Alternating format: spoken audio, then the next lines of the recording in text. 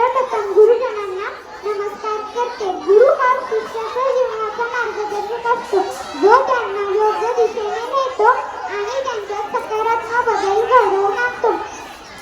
आषाढ महिन्याच्या पौर्णिमेला गुरुपौर्णिमा साजरी केली जाते. हिंदू आणि बौद्ध धर्मात मोठ्या आनंदाने गुरुपौर्णिमा साजरी केली जाते.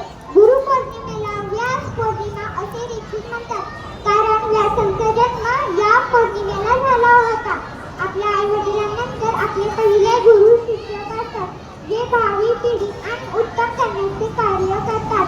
स्वप्नांना बघायला वास्तवाचे डोळे लागतात, स्वप्नांना जिंकायला यशाचे बळ लागतात. यशस्वी होण्यासाठी कष्टाचे प्रयत्न लागतात, त्या प्रयत्नांना बळ येण्यासाठी गुरूंचे आशीर्वाद लागतात. धन्यवाद.